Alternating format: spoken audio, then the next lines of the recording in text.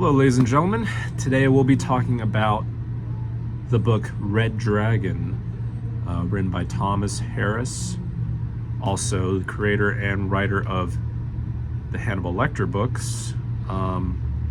This book here, though, is not about the famed Dr. Hannibal Lecter. It is about the Red Dragon.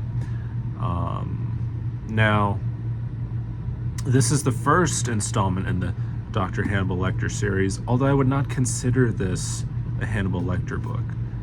It most certainly is a Will Graham book, so if you are a fan of his or you know him from the Hannibal Lecter books, series, shows, and movies that they've done, then you would be familiar with his character, as well as some others. But ultimately, this book is not about Hannibal. This book is about Dolarhyde, or also known as the Red Dragon. This is sort of an elusive, kind of extremely perverse, murderous, criminal mind, this guy. Much like Dr. Hannibal Lecter, but I don't think he's as sophisticated. He doesn't have it all together in the same way Hannibal does. He's kind of like a little brother to him. I mean, if you compare their work, if you can call it that. I will say this book, one of its strongest suits is that it does write from this intense kind of, it isn't first person, it is by all means third person, but it really narrates like a first person book and gets really nitty gritty into each of the characters' thoughts and emotions, their thought processes and you know, their reasonings, etc.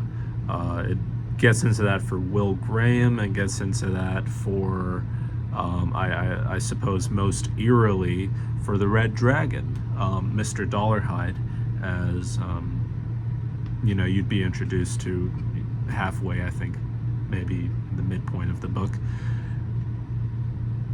Dr. Hannibal Lecter, though, is not a prominent part of this book. He acts more of like a consultant or a pen pal, I should say, to the Red Dragon, Dolarhyde.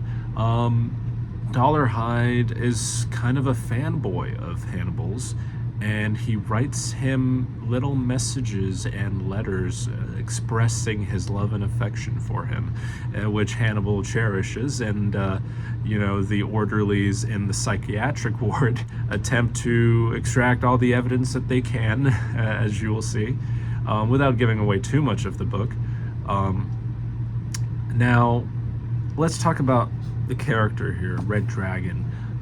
Known by day as Francis Dolarhyde, he's kind of this recluse, almost an antisocial person. He's perceived at work as kind of this, you know, aloof, strange, slightly autistic kind of guy that the coworkers kind of poke fun at him and, you know, laugh at him a little bit. Suppose maybe you know somebody like that in your workplace or in your social environment, or maybe you might be one of those people, but we all know somebody kind of like Francis Dolarhyde, which just makes this so much more terrifying. But he is notably so deformed, I should say. He had a congenital issue when he was born, which is a cleft palate. Now, some people can have a cleft lip. Cleft palate is even more extreme, in which, now, I don't want to have to get into it. I'm sure you can Google it yourself. But he was born with this congenital deformity and had to deal with the repercussions of that, including a very unsupportive kind of family system. So, you know, he wasn't raised in exactly the white picket fence, you know, private school kind of church on the weekends family ordeal. Very important point in shaping the character of Dolarhyde. Now, if you would want to read this book in search of this kind of detective FBI thing, it certainly delivers on that point. it has this really intense kind of murder mystery detective FBI vibe. Kind of think Quantico and CSI, that kind of angle in storytelling.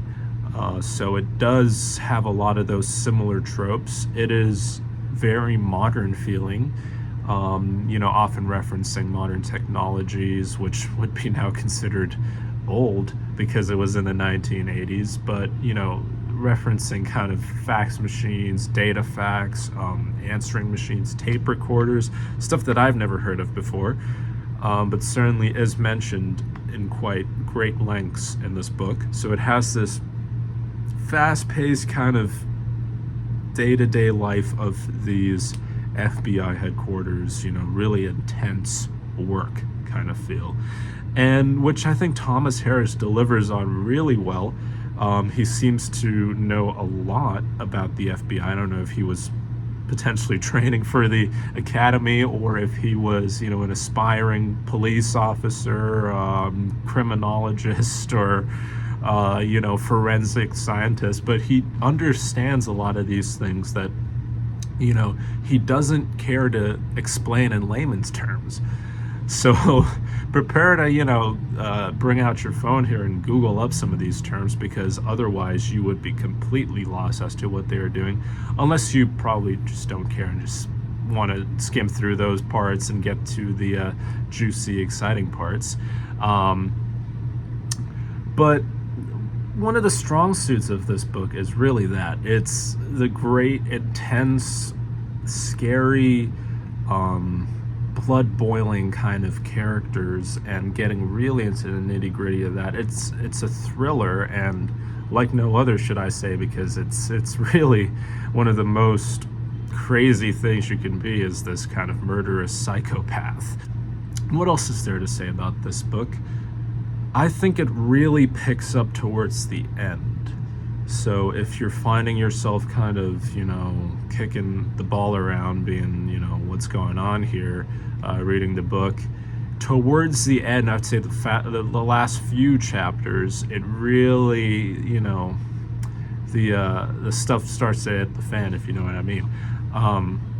Dollarhide, the actions that he's been taking grow more weird and weird by the day, and I won't get into it too much because I want you to read the book for yourself, but just keep that in mind, that towards the end there is a big payoff, and keep reading the book till the very last page, because it does go into some interesting kind of insightful quotations from Mr. Will Graham there. So to wrap things up, I think this book is good. Does it live up to the Hannibal Lecter name? I mean, that's for you to decide. But Red Dragon by Thomas Harris, solid book. I'd give it a 4.2 out of 5.